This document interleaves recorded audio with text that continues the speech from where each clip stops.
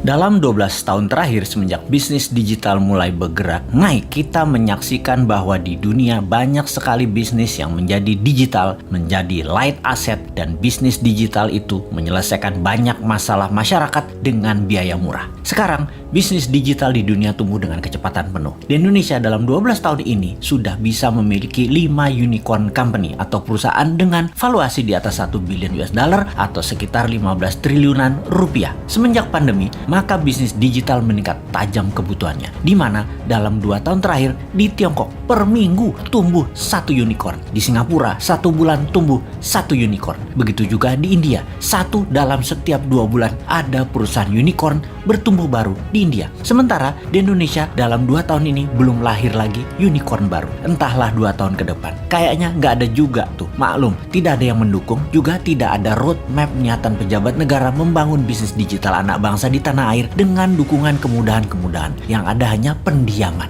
Ini faktanya. Kalau dilihat dari sisi bisnis, bagaimana kita melihat hal ini? Apakah orang Indonesia itu tidak kreatif yang bisa membuat masalah besar diselesaikan dengan teknologi digital? Atau regulasi pemerintah yang memang terlalu fokus di politik dan terlalu memikirkan pencitraan sehingga lupa mengangkat sendi bernegara lainnya seperti ekonomi, budaya, sosial, pertahanan, dan keamanan? Terlalu politik, sangat politik, serta politik adalah segalanya yang harus didulukan. Sungguh, unicorn ini berciri satu hal, semakin besar problem yang di-solve, semakin besar masalah yang terselesaikan. Maka semakin cepat perusahaan digital itu bertumbuh serta dibutuhkan karena memang menyelesaikan masalah-masalah besar tadi.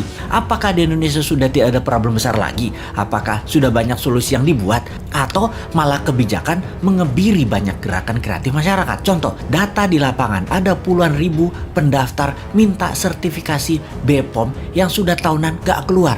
Bagaimana UKM mau maju kalau demikian?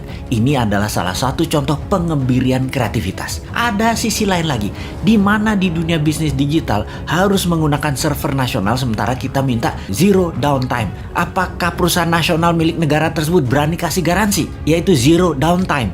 Nggak ada tuh. Bahaya dalam bisnis digital misalnya kalau mau transfer duit, tahu-tahu ngedrop.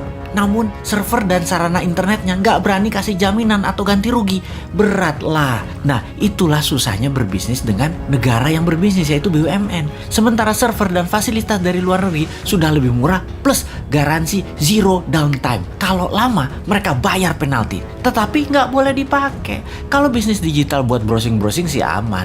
Yang paling ditakuti adalah pada saat upload data. Ini nggak boleh ada downtime. Jadi, wahai generasi new mind, harusnya kita mengatakan lupakan mimpi jadi Mark Zuckerberg, lupakan mimpi jadi Jack Ma-nya di Indonesia, karena perusahaan Anda sulit jadi unicorn dalam waktu yang cepat. Apakah kalau mau kaya cepat di negeri politik ini emangnya harus breaking law, merusak aturan bisnis yang ada gitu ya? Kita jadi nggak bisa alim-alim amat kalau kayak gitu. Harus super kreatif mengalahkan kekakuan old mind regulator yang cari selamat di dalam menjabat, bukan malah untuk mempermudah masyarakat berusaha. Duh, lamanya 2024.